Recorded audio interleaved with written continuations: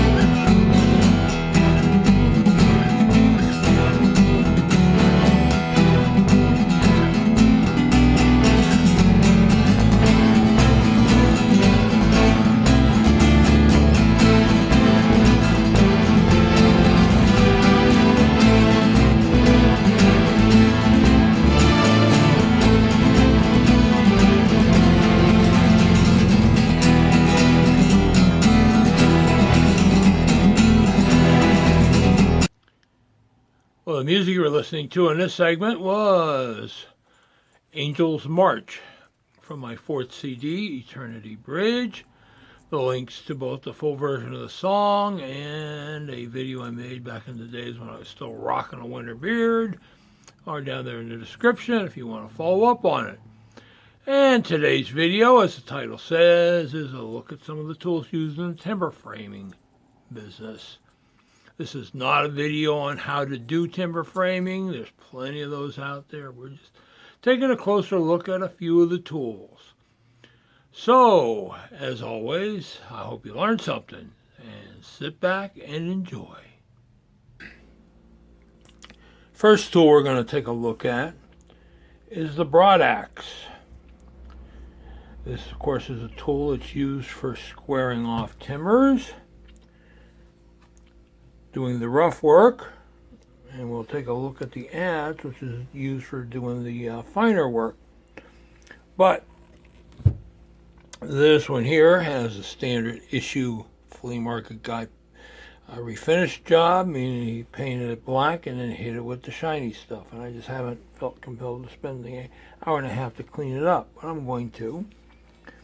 The defining feature of this tool, of course, is the fact that it's flat on the back, as opposed to your felling axes where it's straight across. And this one's in kind of so-so shape. This is wrought iron up here, so it does have some pitting. You can see the steel bit here. There's some pitting up there, but a little bit of light stuff here, but overall it's not too bad. Maker's mark's long gone. Pole has some pitting, a little roughness, but fortunately, this thing wasn't used to pound railroad ties or railroad spikes in or stuff like that, which you see on a lot of them. But, they ain't getting any easier to find, that's for sure. I recently had this William Beatty broad axe come through the shop.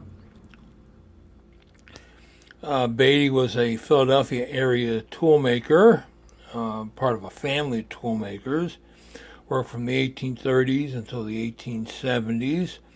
This one had the and Son mark, which is, while not listed in any of the directories of the day, still shows up on a lot of tools. So we can't really put an exact time frame on the use of that mark.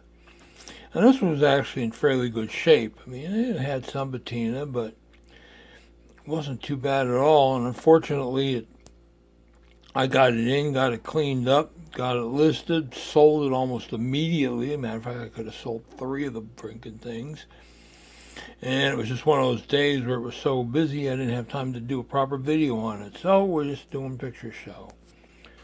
But anyways, I also have another broad axe here. It's in the rust bucket pile I picked up some earlier this year that I need to work on. So, but it's winter time and we're always in need of something to do, right?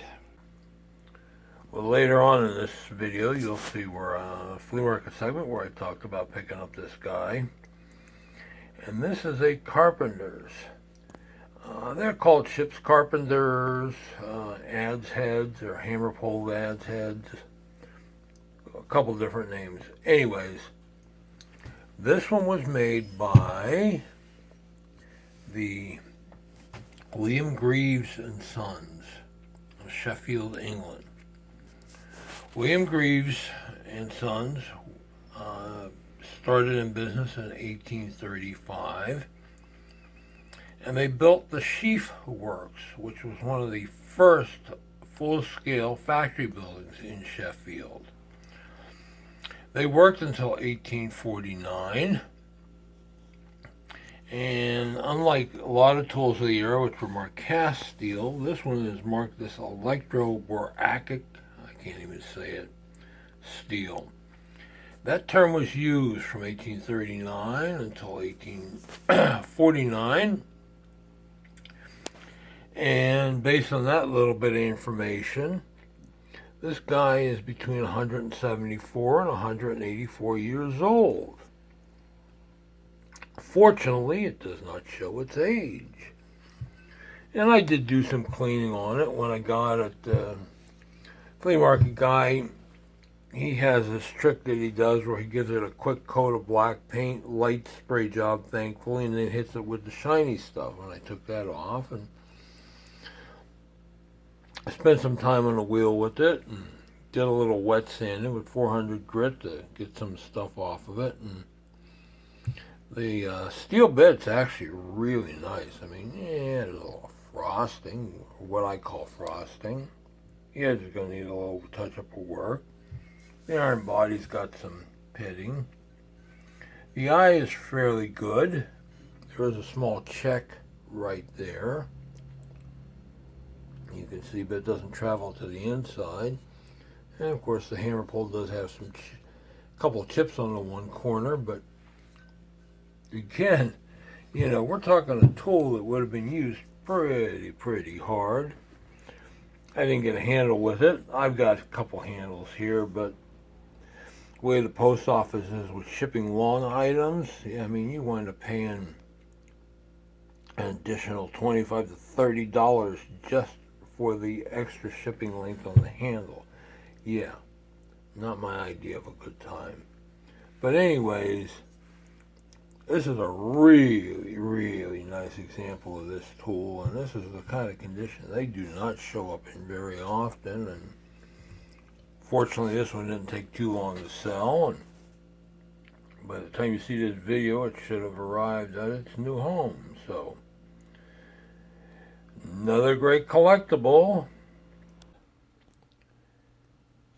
Next up, we're going to take a look at the chisels that are used in the timber framing world. These are generally heavier than your regular bench chisels. Both of these have round backs on them. This one's 1.25 inches. This one's a 2-inch by PS&W, but the socket's kind of beat up, banged up. I started working on it and put it on the to be done pile. The back's actually not too bad on this, if I can save that socket. This one, the socket was cut off. It's kind of short. I'm not sure that's going to be salvageable. But anyways, of course, these are heavy duty for cutting into mortises. Here's a couple of examples of better grade ones. And they come in sizes from 3/4 of an inch. Well, you get into the mortising sizes, which are your 1/4, 1/2, and 5/8, and the smaller sizes, and your 1 inch and above, more into the framing sizes. Sometimes they'll have what's called a diamond back, where it's, rather than being this rounded or turtle back style.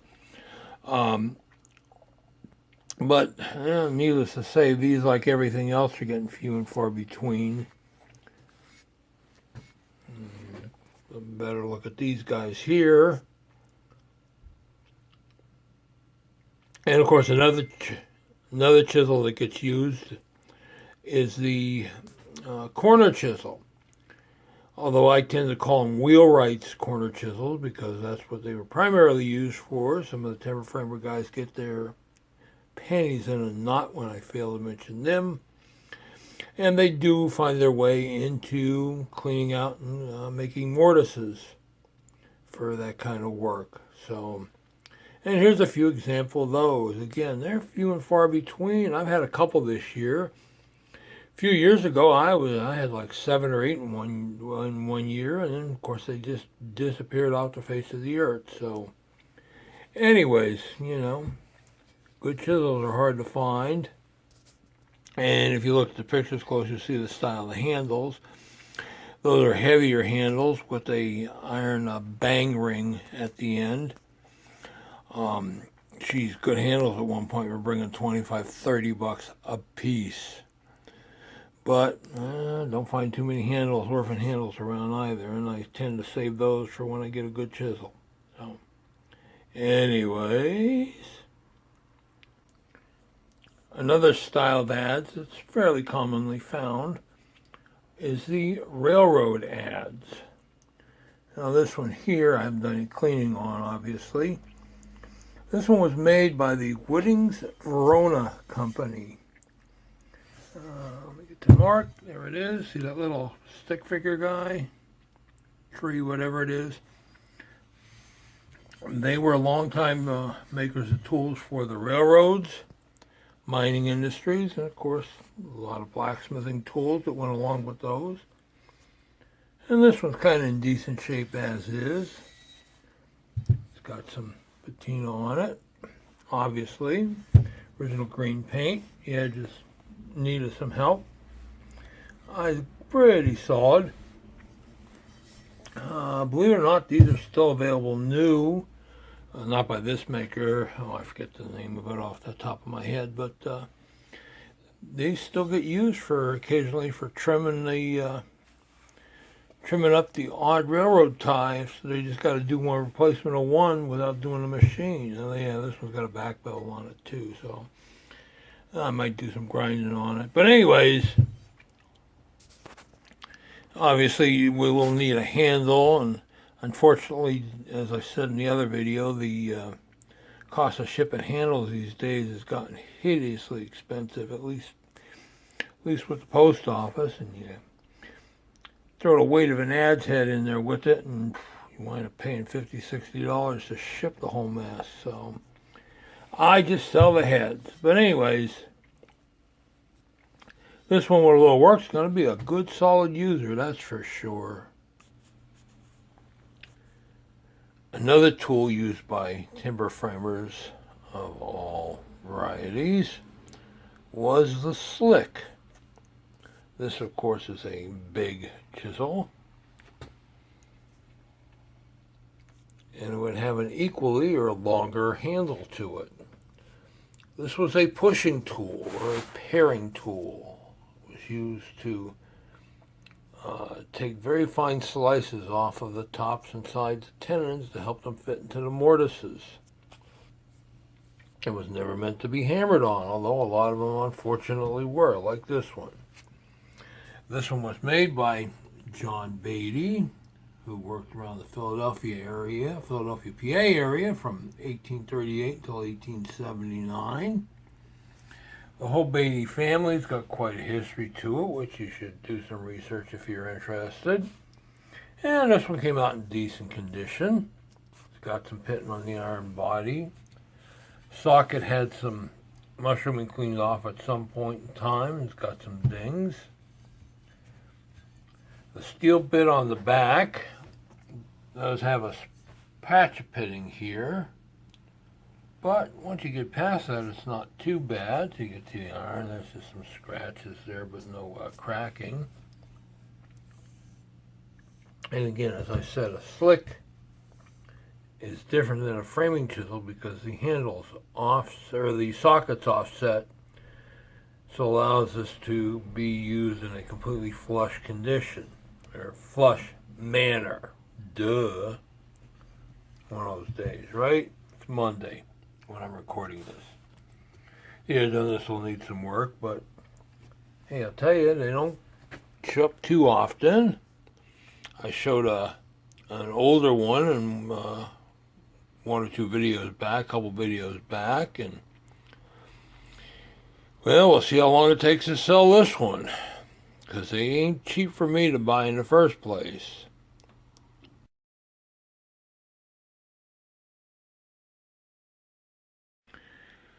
Well, a 35-degree Fahrenheit morning at the flea market turned out to be pretty productive. While it was cold to start, there was no wind, and it's going to be getting close to record high 70 degrees today. So take it while we can get it, right? Anyways, pickups were pretty decent.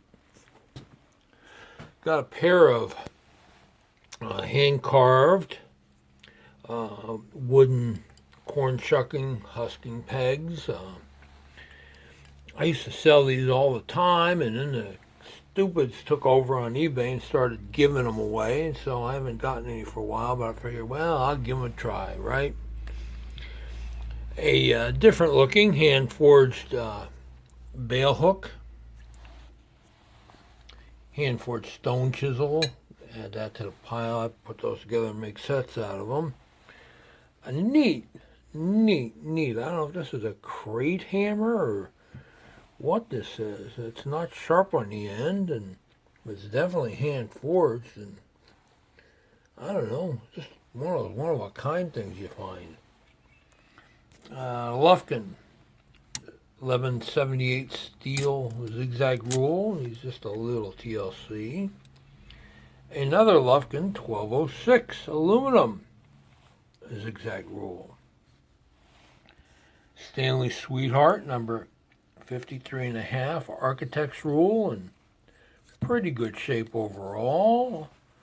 I just did a quick look at the prices on these things, and boy, the stupids have been playing with them on eBay, but hey, you know, I don't get them for free, especially in this condition. So, another little Lufkin rule. This is a 6-inch, but this has got the hundreds graduation on it. Needs a little cleaning. Small ball peen hammer. Couldn't find a name. Probably about a 6-ounce head or so. Nice looking aluminum anvil. Paperweight. Jeweler's anvil. I don't know, but it's kind of neat. No, I don't nuts with this stuff, but claw hammer pin. Unfortunately, the refill's dried up in there, but maybe you can find another one. Who knows? I just thought it was neat. Another neat hand-forged hammer, cross peen. It's got the original handle, but you can see it's got a repair on it. And last up were the draw knives. Up top is a James Swan 8-inch with the rotating handles. Decent shape. All these are in pretty decent shape, but they'll clean up. Should clean up all right. One handle on this one does wiggle a bit, so we'll have to see if we can tighten that up. This is another Swan, a 10-inch. This one's a PS&W, an older PS&W 8-inch. And another Greenlee. This is an older one because it's got the mark on the side rather than in the center. 10-inch.